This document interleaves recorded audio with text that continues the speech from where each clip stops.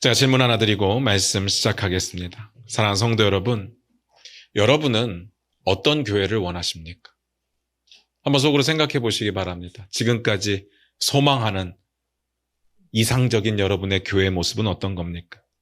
예전처럼 무조건 큰 교회, 무조건 유명한 목사님이 계신 교회를 요즘은 찾지는 않죠. 인식이 그래도 많이 변한 것 같습니다. 요즘은 건강한 교회에 대한 갈망함이 우리들에게 있습니다. 감사하죠. 근데 문제는요, 건강한 교회에 대한 기준이 없다는 거예요. 그래서 건강한 교회의 정의를 제각각 내립니다. 한번 생각해 보십시다. 우리 건강한 교회는 어떤 교회일까요? 도대체 어떤 교회가 건강한 교회입니까? 어떤 통계 자료를 보니까요, 우리나라에 있는 교회들을 등록된 교인 숫자별로 이렇게 쭉 나열을 했더라고요. 그래서 교회가 0명인 교회도 있을 거 아닙니까? 목회자만 있는 교회도 있고, 또 우리나라의 가장 큰 교회가 어떤 교회인지 모르겠지만 그 교회까지 교인들의 숫자별로 이렇게 쭉 나열을 하는 거예요. 이게 꼭 좋은 건 아니지만 통계니까 한번 해본 겁니다. 그렇게 쭉 처음부터 끝까지 나열을 했을 때 가장 가운데에 오는 교회의 교인의 숫자는 몇 명일 것 같습니까? 한번 상상을 해보시기 바랍니다. 이 통계 자료에 따르니까 51명, 51명이더라고요. 저도 교회를 담임하고는 있지만 솔직히 말씀드려서 50명 정도로 교회를 자립시키기는 굉장히 어렵습니다. 물론 상황에 따라서 좀 다를 수 있죠. 교회 건물이 있고 월세가 안 나간다면, 또 교회 빚이 없고 또 긴축 재정을 한다면 가능할 수도 있겠는데, 그건 상황에 따라 좀 다를 수 있을 것 같아요. 어쨌든 이 통계 자료에 따르면 대한민국의 교회의 60%에서 70%는 미자립 교회라고 합니다. 놀라운 수치죠. 교회가 엄청 많은데 3분의 2가 미자립 교회예요. 근데 저는 솔직히 말씀드려서 제 체감적으로 보면 제 주변에 목회자들이 많잖아요. 아는 교회들이 많잖아요. 80% 이상은 미자립인 것 같아요. 어떤 걸 미자립이라고 하느냐에 따라 좀 달라질 테니까. 정말 아무것도 없이 하면서도 우린 자립했다고 할 수도 있는 거니까. 근데 이거보다 더 놀라운 수치는요, 앞에서 교회를 교인 숫자에 따라서 이렇게 나열을 했잖아요. 그리고 가장 중간이 51명이라고 했잖아요. 0명부터 시작을 했으니까 이런 수치로 상식적으로 본다면 가장 많은 교회, 아주 특별한 한두 개 교회를 빼고 가장 많은 교회들은 몇 명이어야 됩니까? 보통은 101명, 102명이면 중간이 51명이 될 것 아니겠습니까? 그런데 아니죠. 몇만 명인 교회도 있고 몇십만 명인 교회도 있는 겁니다. 그래서 그 순서대로 교회들을 나열하고 또 교인의 숫자에 따라서 그래프를 쭉 그려다 보면 이 그래프가 밑에서는 완만하게 이동을 하다가요, 51명을 지나서 한참 완만하게 이동을 하다가 어느 순간 가파르게 높아진다는 거죠. 이 이야기는 무슨 뜻인가 하면 여전히 다수의 교회는 미자립이고 여전히 소수의 큰 교회들의 성도님들이 다 계신다는 이야기입니다. 물론 작은 교회가 꼭 건강한 교회는 아니에요. 그리고 큰 교회가 건강하지 않은 것도 아닙니다. 그런데 꽤 많은 크리스찬들이 건강한 교회를 꿈꾼다고 말을 하지만 선택을 할 때의 기준은 결국은 큰 교회를 선택하더라는 이야기입니다. 그리고 건강함을 그렇게 판단하는 거죠. 늘 말씀드리면 저는 대형교회에 대한 거부감이 전혀 없습니다. 그들이 할 수 있는 일들이 분명히 대한민국 기독교 가운데 있다고 봐요. 그들이 있기 때문에 우리가 해나갈 수 있는 일들이 있다고 믿습니다. 다만 크기를 떠나서 큰 교회든 작은 교회든 크기를 떠나서 건강한 교회는 어떤 교회고 건강하지 않은 교회는 어떤 교회인지 이 정도는 구분할 수 있어야 되지 않겠느냐라는 생각이 드는 거죠. 그래야 우리 크리스찬들이 어디를 이사가든 어떤 교회를 선택하든 좀 더 지혜롭게 성경적인 근거에 맞춰서 교회를 선택할 수 있지 않겠습니까? 그래서 생각해 보는 겁니다. 성경에서 말하는 건강한 교회는 어떤 교회일까? 그리고 그 기준으로 볼 때 우리 교회는 건강한 교회일까요? 한번 고민해 보시기를 바랍니다. 제가 건강한 교회에 대한 기준을 다 말씀드릴 수는 없고 오늘은 가장 기본이 되고 가장 중요한 원리 딱 한 가지만 말씀을 드리도록 하겠습니다. 오늘 본문 말씀 같이 보면서 그 이야기 나누겠습니다. 마태복음 16장 18절입니다. 같이 읽겠습니다. 시작. 또 내가 내게 이르노니 너는 베드로라. 내가 이 반석 위에 내 교회를 세우리니 음부의 권세가 이기지 못하리라. 지난주에 우리가 17절까지의 내용을 봤었습니다. 베드로가 고백을 했잖아요. 주는 그리스도시요 살아계신 하나님의 아들입니다. 예수님께서 이 고백을 듣고 뭐라고 말씀하셨습니까? 네가 복이 있도다라고 말씀을 하셨어요. 뭐 잘했다. 어떻게 알았냐? 그런 이야기가 아니라 복이 있다라고 말씀을 하셨어요. 베드로가 이런 고백을 하는 것이 복인 이유에 대해서도 설명을 드렸죠. 이건 베드로가 잘나서 고백을 할 수 있었던 게 아니에요. 이 사실을 하나님께서 너에게 알게 하셨으니까 그게 복이라고 말씀을 하셨던 겁니다. 이 정도면 충분히 옛날 기억이 나시죠. 그런데 예수님의 말씀이 거기서 끝나지 않았습니다. 그게 시작이었어요. 복이 있어서 어떻게 해야 되는데요? 복 있는 사람들은 어떻게 살아가야 되는데요? 18절 다시 봅니다.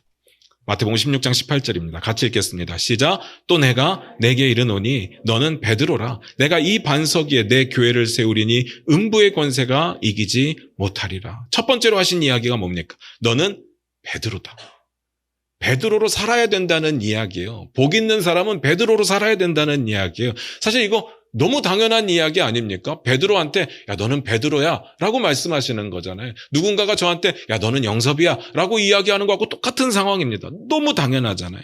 근데 이 당연한 이야기를 뭐하러 지금 말씀을 하실까? 제가 지난주에 이 부분을 설명을 드리면서요. 베드로가 예수님을 주님으로 고백했습니다 라는 이야기를 첫 번째로 드렸습니다. 기억나실 겁니다. 근데 이 부분은요. 전적으로 우리말 번역의 근거에서 설명을 드렸던 거예요. 원래 원어로는 어떻게 되어 있는가 하면요. 우리가 아는 건 뭐예요? 주는 그리스도시요 살아계신 하나님의 아들입니다. 이런 고백이잖아요. 근데 원어로는 어떻게 되어 있느냐? 당신은 그리스도시고 살아계신 하나님의 아들입니다. 라고 되어 있습니다. 주는이 아니에요. 당신은입니다. 다시 말해서 베드로가 예수님을 향해서 2인칭 대명사를 써서 당신이라고 표현을 한 거예요. 여러분 좀 고민을 해보겠습니다. 2인칭 대명사의 높임말이 뭡니까? 2인칭 대명사가 뭔지는 아시죠? 1인칭은 나고 2인칭은 너예요. 너의 높임말이 뭡니까? 당신인가요? 당신이 높임말이기는 한데 조금 애매합니다. 우리말은요. 당신이라는 단어가 높임말이 되는 경우가 있긴 있어요. 3인칭일 때.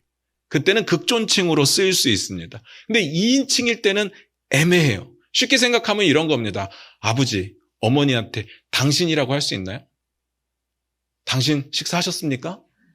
이상하잖아요. 이거 애매한 상황입니다. 부모님께 직접적으로 당신이라고 말할 수가 없어요. 대신에 부모님이 안 계신 자리에서 아버지를 칭하거나 어머니를 칭할 때 우리가 당신이 그렇게 하셨다는 이야기를 할 수는 있죠. 그때는 3인칭이기 때문에 극존칭이 돼요. 2인칭 당신이요. 친밀한 표현이 되는 경우는 전 딱 하나밖에 못 봤습니다. 여보 당신 할 때. 이때밖에는 없어요. 저는 이 부분을 보면서 번역자가 진짜 탁월하게 번역을 했구나라는 생각이 들었습니다. 유대인들은요. 하나님의 이름을 함부로 말하지 않았습니다. 그래서 하나님의 이름이 나오거나 하나님이 나올 때는 어떻게 합니까? 대체 용어를 써요. 주님, 아도나이 이렇게 표현을 하거나 뭐 하늘 이렇게 3인칭으로 표현할 때가 있었죠. 그런 겁니다. 우리는 나보다 높은 분에게 2인칭 대명사를 함부로 쓸 수가 없으니까 너라고 할 수 없었고 당신이라고 번역할 수가 없었고 주님이라고 번역을 했던 겁니다. 탁월하죠. 베드로는 예수님을 이미 주님으로 받아들인 거 우리가 알고 있잖아요. 예수님을 만났을 때 어떻게 합니까? 배도 버리고 그물도 버리고 예수님을 주님이기 때문에 따랐잖아요. 그러니까 이 번역이 최고의 번역이죠. 그러니까 이 상황은요. 그들의 식으로 봐야 돼요. 우리 식으로 보면 이해가 안 가요. 그들 식으로 다시 해석을 해서 번역을 해서 보도록 하겠습니다. 베드로가 이렇게 말한 겁니다. 당신은 그리스도이십니다. 당신은 살아계신 하나님의 아들입니다. 그러자 예수님께서 이렇게 대답합니다. 당신은 베드로다. 너는 베드로다. 이렇게 대답을 하신 거죠. 뭔가 라임이 딱딱 맞지 않습니까? 당신은 그리스도시고 당신은 베드로고. 그런데요. 라임은 맞는데 의미적으로 생각을 해보면 뭔가 좀 어색하다는 생각이 듭니다. 베드로는요. 예수님의 이름을 말한 게 아니에요. 베드로가 이러지 않았잖아요. 당신은 예수님이십니다. 이러지 않았어요. 당신은 그리스도이십니다. 예수님의 속성을 말했습니다. 그런데 예수님은요. 베드로의 이름을 말합니다. 그래서 이상하게 느껴지는 거예요. 이 부분 좀 설명을 드리도록 하겠습니다. 마태복음에 보면 베드로가 처음 등장하는 장면부터 이름이 베드로였어요. 마태복음 4장 18절을 한번 찾아보겠습니다. 마태복음 4장 18절입니다.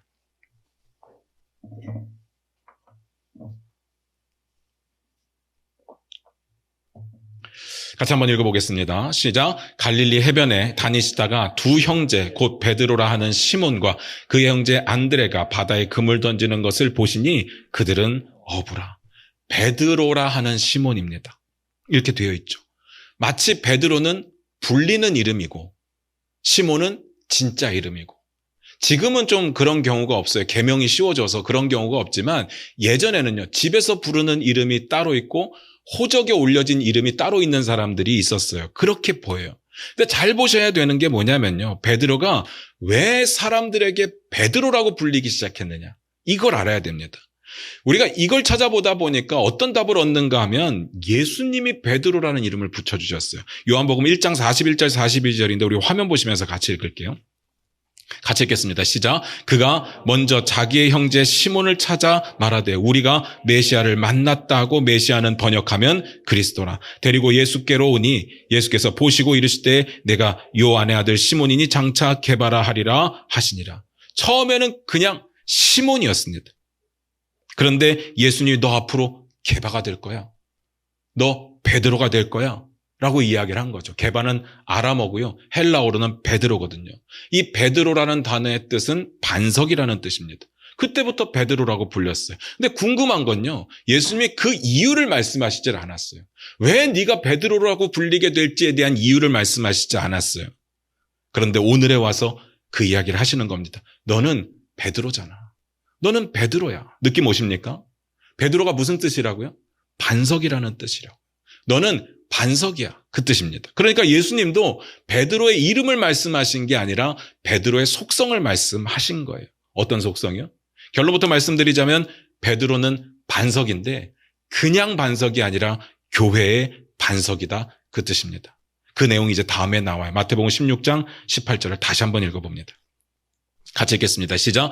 또 내가 내게 이르노니 너는 베드로라. 내가 이 반석 위에 내 교회를 세우리니 음부의 권세가 이기지 못하리라. 내가 이 반석 위에 내 교회를 세울 거다. 이 반석이 뭐라고요?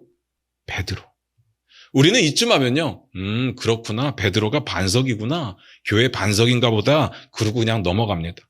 우리 민족은요, 성향적으로 추상적인 내용에 대해서 받아들이는 게 어렵지가 않아요. 그냥 이해가 안 가도 상관없습니다. 느낌적으로 거부감만 없으면 그냥 그렇구나 하고 넘어갑니다. 대표적인 게 뭔가 하면요, 삼위일체.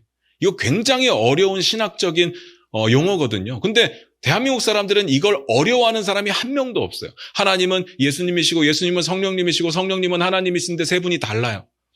그렇구나, 다른가 보다. 근데 서양의 문화에서는 이거 절대로 이해하기가 어려운 겁니다. 절대로 못 받아들여요. 같은데 어떻게 달라요? 근데 우리는 너무나도 쉬워요. 그래서 베드로가 반석이구나, 그런가 보지 뭐, 이러고 넘어갑니다. 근데 저는 묻고 싶어요. 베드로 위에 교회를 세우시겠다는 말이 무슨 뜻일까요? 베드로가 교회의 반석이라는 이야기가 무슨 뜻일까요? 이거 진짜 중요한 이야기거든요. 이 구절은요, 이 명제는요, 예수님께서 말씀하신 이후로부터 인해서 가장 논란이 많은 이야기예요. 천주교와 기독교가 가장 많이 대립하면서 해석하는 구절이 이 구절입니다. 천주교 입장에서 말씀드릴게요. 예수님께서 베드로 위에 교회를 세웠잖아요. 그러니까 베드로가 교회의 일대 교황이고, 그 다음부터 세워지는 교황들은 베드로의 맥을 잇는 교황들인 거죠. 그래서 베드로가 가지고 있는 권위와 권력을 다 가졌다고 생각을 합니다. 이게 심해지면서 교황 무호설까지 나와요. 교황은 절대 틀리지 않는다. 그래서 교황이 한마디 뱉은 것에 대한 번복은 있을 수가 없어요. 틀리지 않으니까. 근데 기독교 입장에서 말씀을 드리면 반박을 할 수밖에 없죠. 뭔 소리냐? 그건 말도 안 된다. 제가 지금 천주교가 잘했다 잘못했다 이런 이야기를 드리고자 하는 게 아니에요. 건강한 교회에 대해서 이야기를 할 거예요. 잘 들어보세요. 이 반석이 베드로라는 말에 저는 100% 동의합니다. 그래서 교회가 베드로라는 반석 위에 세워지는 거예요. 성경에 그렇게 기록되어 있잖아요. 그런데 교황이 베드로의 권위를 물려받았다? 이건 전혀 새로운 이야기예요. 성경 어디를 봐도 이걸 증명할 수 있는 성경 구절은 없어요.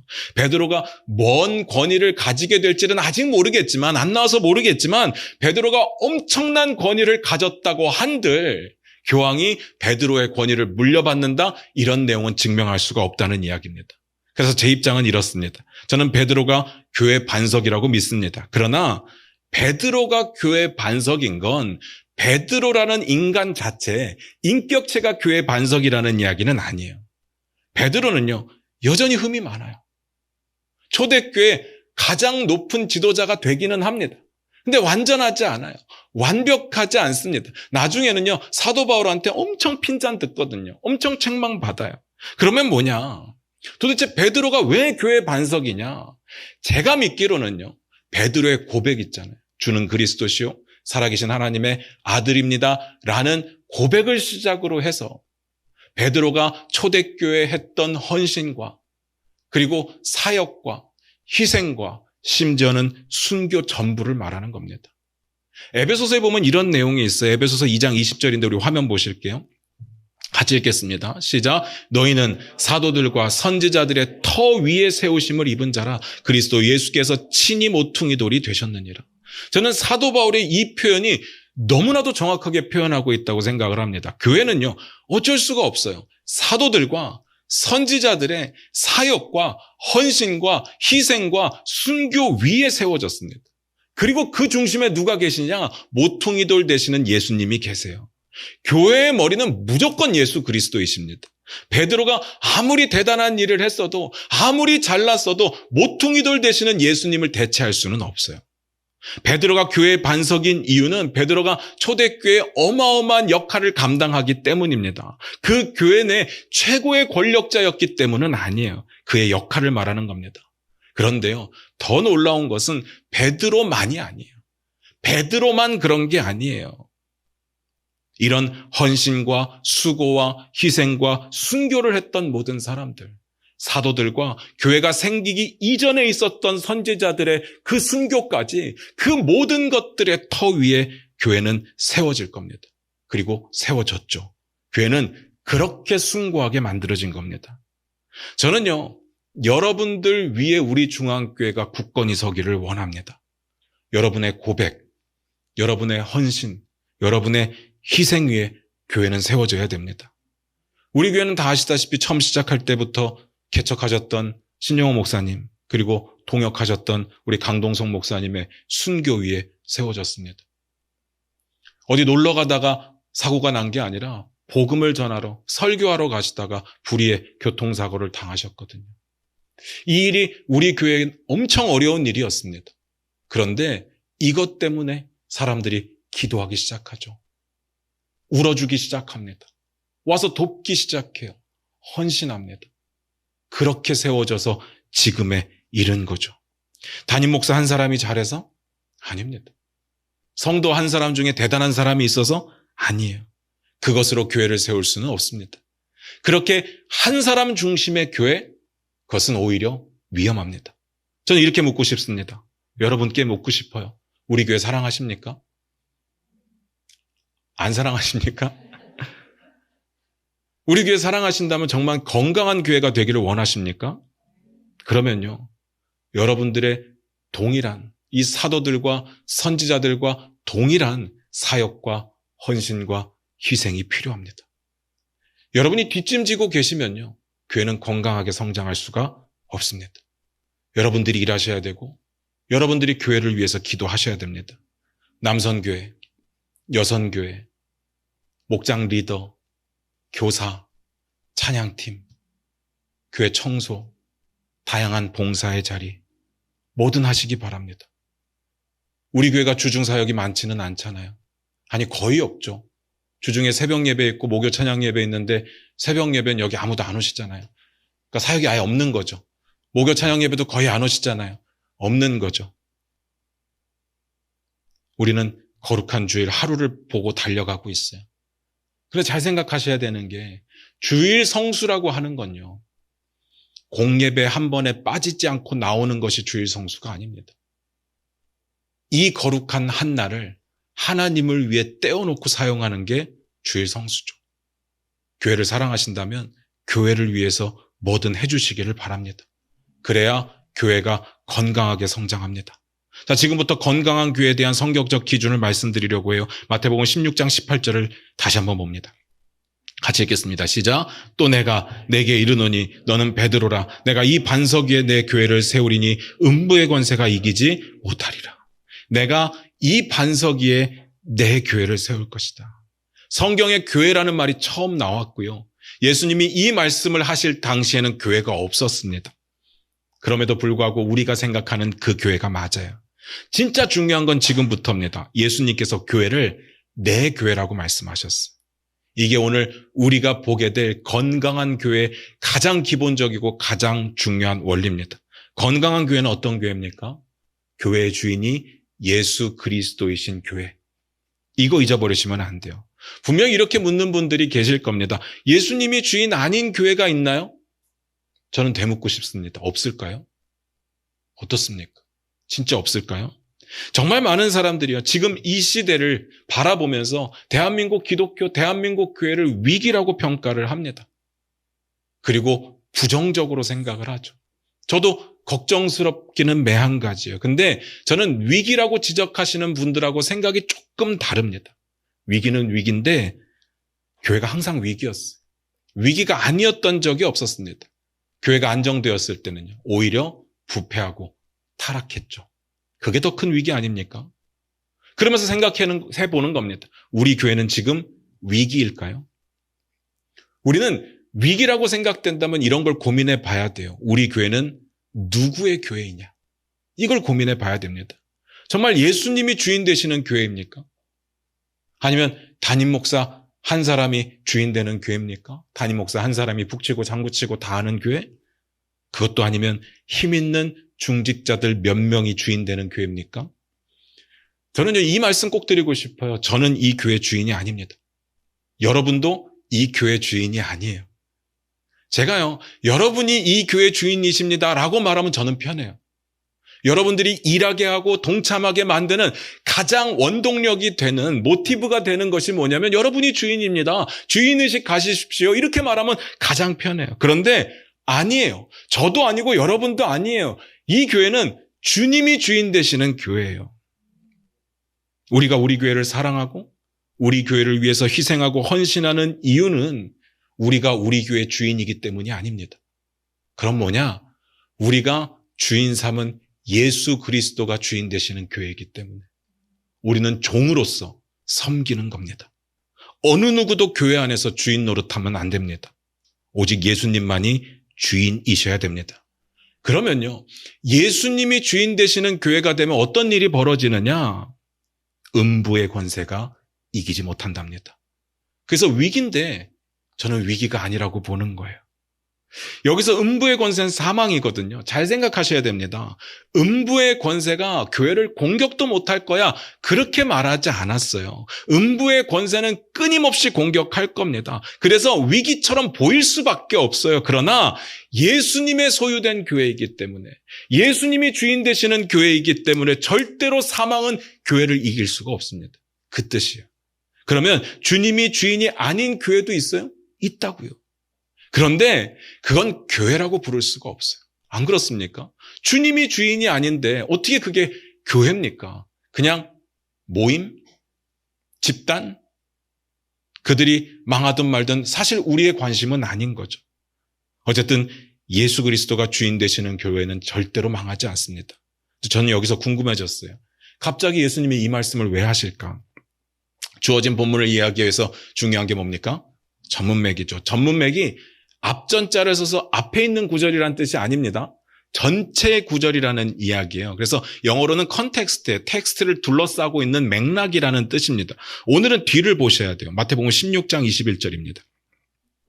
같이 읽겠습니다. 시작. 이때로부터 예수 그리스도께서 자기가 예루살렘에 올라가 장로들과 대제사장들과 서기관들에게 많은 고난을 받고 죽임을 당하고 제3일에 살아나야 할 것을 제자들에게 비로소 나타내니라.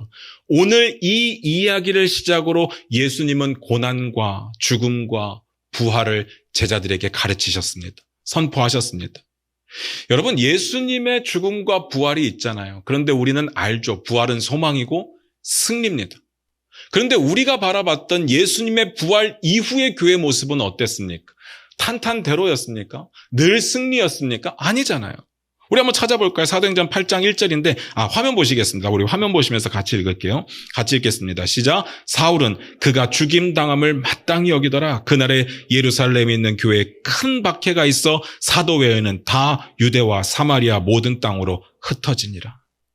지금 오늘 본문을 주님께서 말씀하실 때는 교회가 있기 전인데 이제 교회가 만들어질 겁니다. 베드로라는 반석 위에 세워질 겁니다. 그렇게 세워진 베드로의 반석 위의 교회가 정말 탄탄대로를 걸으면 좋겠지만 그런데 그들의 눈앞에 펼쳐진 상황은 뭐냐? 큰 박해입니다. 그러니까 세상이 교회를 공격한다? 당연한 거예요. 세상이 교회를 차별한다? 당연한 거예요. 전혀 이상할 게 없습니다. 이미 말씀하셨잖아요. 음부의 권세가 공격할 겁니다. 앞으로 베드로를 중심으로 세워질 교회는 공격을 받을 수밖에 없어요. 그 공격은 지금까지도 계속되고 있어요. 그러나 중요한 건요. 우린 절대로 지지 않습니다. 우리는 승리합니다. 왜요? 이 교회는 내 교회가 아니니까요. 이 교회는 여러분의 교회가 아니니까요. 예수님이 주인 되는 교회시니까. 그러니까 대한민국 교회가 위기라고요? 그럼 뭘 해야 될 것 같습니까? 우리가 교회를 바라볼 때 지금 위기다. 위기의 상황이다. 뭘 해야 될 것 같습니까? 꽤 많은 교회들이 위기라고 느껴지면 뭘 하느냐? 사람들을 더 불러야 되겠다. 전도를 하기 시작하죠.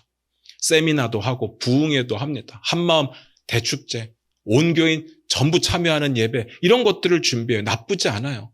그런 것들을 통해서 분위기를 바꿀 수 있어요. 그런데 진짜 중요한 게 뭐냐? 우리 교회의 주인이 진짜 예수님 맞냐? 이거를 점검해 봐야 되는 겁니다. 어떻게 점검할 수 있을까요? 그 다음 볼까요? 마태복음 16장 19절입니다. 같이 읽겠습니다. 시작. 내가 천국 열쇠를 내게 주리니 내가 땅에서 무엇이든지 매면 하늘에서도 매일 것이요 내가 땅에서 무엇이든지 풀면 하늘에서도 풀리리라 하시고, 이 내용이요 어마어마합니다. 천국 열쇠를 베드로라고 하는 개인 한 사람에게 주신다는 거잖아요. 근데 그 다음 내용은 더 놀라운 게, 네가, 다시 말해서 베드로가 땅에서 무엇이든지 매면 하늘에서도 매이고 땅에서 무엇이든지 풀면 하늘에서도 풀린대요. 이게 지금 천국 열쇠에 대해서 말씀을 하시는 거예요. 그래서 이 내용이 어떻게 우리에게 받아들여지는가 하면, 베드로라고 하는 사람이 허락하면 누구든 천국 갈 수 있고, 베드로라고 하는 사람이 허락하지 않고 그만두면 어느 누구도 천국 갈 수 없고, 그렇게 받아들여지잖아요. 그래서 우리 그런 이야기 많이 듣지 않았습니까? 천국 문에서 누구 만난다고요? 베드로 만난다고요. 그래서 베드로가 야, 넌 안 돼. 그럼 못 가는 거고, 베드로가 너 들어와. 그럼 넌 들어가는 거고, 우리 그렇게 배웠잖아요. 그런데 이 구절이 사실이라면 베드로의 권력은요, 상상을 초월하는 거죠. 어마어마한 겁니다. 베드로의 권력을 이어받았다고 말하는 교황들이 무오하다는 말이 여기서 나올 수밖에 없는 이야기가 돼요. 그런데 이 구절이요, 우리에게 너무 놀라운 표현이기는 한데, 이런 구절들은 유대인들의 관용어구라고 하더라고요. 유대인들이 쉽게 쓰는 표현이래요. 어떤 내용을 말할 때? 금지와 허락에 관한 이야기를 할 때. 그러니까 베드로에게 무언지는 모르겠지만 베드로가 금지하고 허락할 수 있는 권한은 있는 게 분명한 것 같아요. 근데 제가 궁금한 건, 정말 문자 그대로 천국의 열쇠를 가지고 천국에 들어갈 사람 못 들어갈 사람을 금하고 허락하는 그런 권한을 가졌느냐라는 거죠. 우리가 알고 있는 내용이 있습니다. 그것과 너무 다르지 않습니까? 천국의 주인은 누구예요? 하나님 한 분입니다. 하나님께로 다가갈 수 있는 유일한 길은 예수 그리스도밖에는 없습니다. 무슨 말인지 아시죠? 베드로는요, 그럴 권능이 없습니다. 그럴 힘이 없습니다. 그렇다면 이건 무슨 이야기냐? 잘 들어보세요. 매고 풀 수 있는 천국의 열쇠가 뭘까? 사실 오늘 본문만을 가지고는 이해하기가 조금 힘들어요. 그래서 베드로가 나중에 정말 교회 지도자가 돼서 어떤 일을 하는가를 보면 좀 이해가 될 겁니다. 두 가지를 볼게요. 첫 번째, 허락입니다. 사도행전 11장 17절부터 18절입니다. 우리 화면 보실게요. 같이 읽겠습니다. 시작. 그런즉 하나님이 우리가 주 예수 그리스도를 믿을 때 주신 것과 같은 선물을 그들에게도 주셨으니 내가 누구이기에 하나님을 능히 맡겠느냐 하더라. 그들이 이 말을 듣고 잠잠하여 하나님께 영광을 돌려 이르되 그러면 하나님께서 이방인에게도 생명 얻는 회개를 주셨도다 하니라. 느낌 오시죠? 무슨 얘기인지 아시겠죠? 베드로가 예루살렘 교회에 자기가 경험했던 일을 보고하는 내용입니다. 어떤 일을 경험했어요? 베드로가 성령에게 이끌려 고넬료 집안에 가서 복음을 전하고 고넬료와 그 가족과 모든 사람들이 예수를 믿고 구원받는 일을 보고했습니다. 사람들이 이 보고를 듣고 이방인에게도 구원이 있구나, 이 사실을 인정하는 내용이죠. 푼다는 게 뭔지 아시겠습니까? 허락이라는 말이 뭔지 아시겠어요? 이방인과의 꼬인 관계, 이방인에 대한 그런 잘못된 인식들을 풀었다는 이야기입니다. 그러면서 교회 안에 이방인들을 멤버로 받아들이게 되죠. 그런데 잘 생각하셔야 돼요. 지금 이게 베드로가 허락해 준 게 아니에요. 그런 파워를 가지고 자, 이제부터는 이방인들이 우리 교회 멤버야, 다 받아들여, 이런 게 아닙니다. 베드로도요, 자기가 경험했던 일을 상세하게 정말 똑같이 보고를 한 겁니다. 소명을 한 거예요. 성령의 인도하심을 따라. 그것으로 인해서 교회가 이방인에게 구원이 있음을 인정하게 되는 거죠. 베드로의 역할이 이겁니다. 물론 그들이 인정하지 않는다고 해서 이방인들이 구원을 못 받는 건 아니에요. 이미 구약시대에서부터 하나님께서 이방인들에게 그 길을 열어주신 걸 우리가 수도 없이 봤어요. 그러면 이게 무슨 의미가 있느냐? 이런 공식적인 인정이 무슨 의미가 있느냐? 교회 멤버로 받아들였다는 이야기입니다. 베드로가 그 역할을 했어요.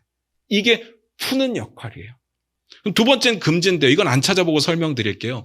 사도행전에 보다 보면 시몬이라는 사람이 나와요. 근데 제자들이 막 기도하니까 성령이 임하는 것을 보더니 부러웠습니다. 그래서 제자들을 찾아가서 어떻게 해요? 돈을 주면서 그 권능을 좀 나한테 파세요. 그러잖아요. 베드로가 엄청 화냅니다.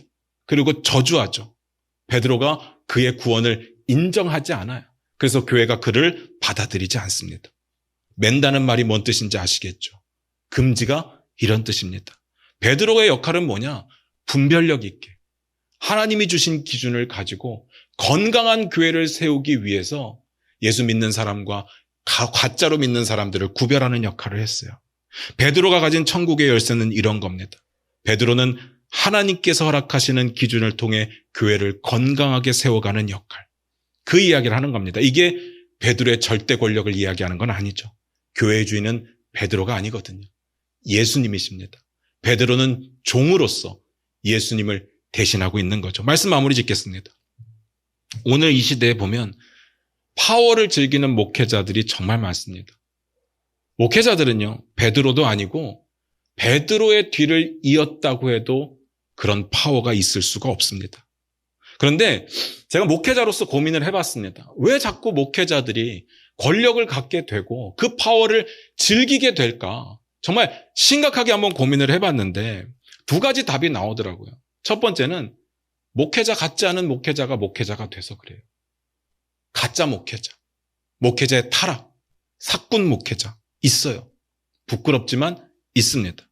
두 번째는요, 자꾸 목사에게 그런 파워를 주려고 하는 성도들이 있어요. 마치 목사를 하나님과 우리 사이를 잇는 중재자로 생각하는 사람들이 있습니다.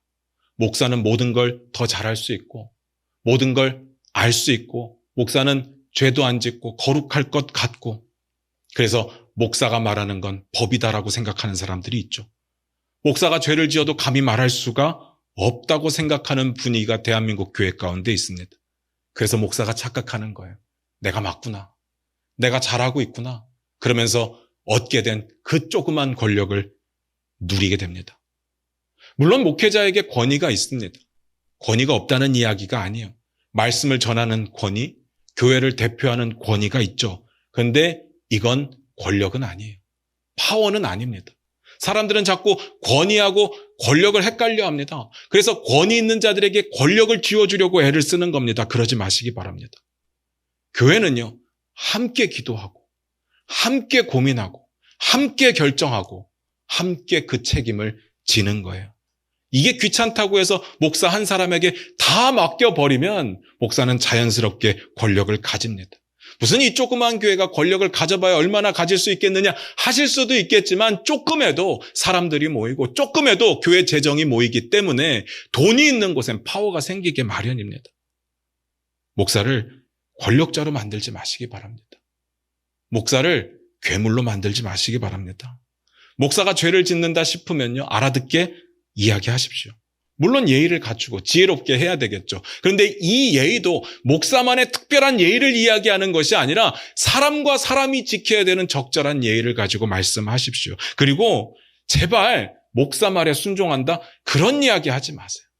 왜 목사 말에 순종을 합니까? 목사가 전하는 하나님의 말씀에 순종하십시오. 이게 하나님의 말씀일 때 순종하십시오. 하나님의 말씀이 아닌 헛소리를 하거나 자기 유익을 위한 이야기를 할 때 절대 순종하지 마십시오. 틀렸다고 말해야 됩니다. 이게 안 되니까요.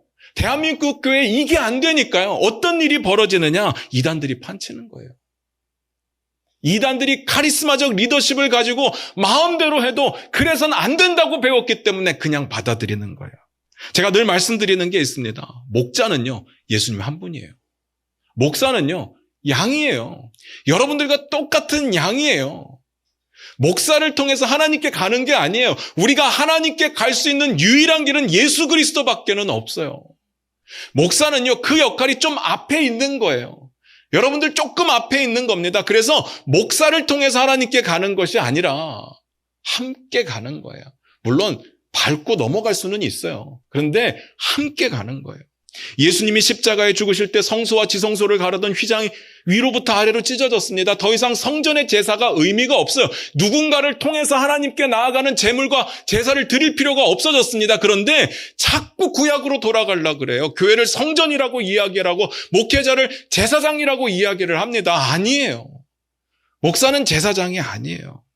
그렇게 말하면 교회에 대한 존중감이 더 커지는 건 사실이에요. 목사에 대한 이야기를 더 잘 듣는 건 사실이에요. 그런데 아니에요.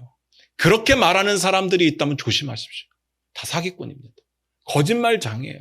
하나님 앞에 나아가는데 통해서 갈 수 있는 길은 딱 하나밖에 없습니다. 예수 그리스도. 이거 절대 잊어버리시면 안 돼요.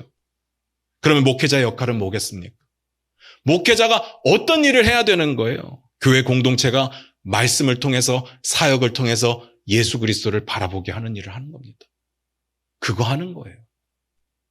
건강한 교회는요, 목사가 자기 마음대로 카리스마적 리더십을 가지고 아무 문제 없이 이끌어가는 게 아니에요. 그거 진짜 위험한 겁니다. 교회는요, 교회의 주인 되시는 예수 그리스도를 바라볼 수 있도록 돕는 일을 하는 겁니다. 목사는 그 역할을 하는 거예요. 그럴 때 교회는 건강해집니다. 모르는 사람도 있고 반대하는 사람들도 있겠지만 말씀을 찾아가며 하나님께로 같이 나아가는 교회가 건강한 교회죠. 이렇게 묻겠습니다. 우리 교회 건강합니까? 이 기준으로 봤을 때 우리 교회 건강합니까? 이거 점검해 봐야죠. 그냥 아멘 하시면 안 돼. 진짜 우리 교회의 주인은 예수 그리스도 맞습니까? 그거 점검해 봐야 된다고요.